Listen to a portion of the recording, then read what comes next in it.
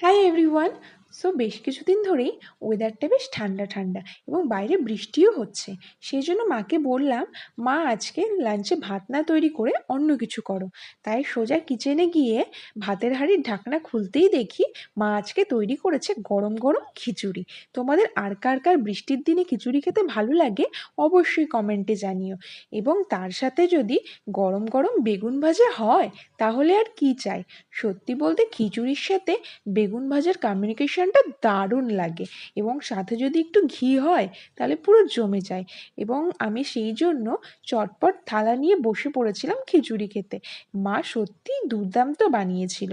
যেহেতু মা প্রতিদিনই ফেসবুকে সবার ভ্লগ ভিডিও দেখে, তাই মারও ইচ্ছে একটু ভিডিওতে আসার। তাই আজকে মাকে নিয়ে এসেছিলাম।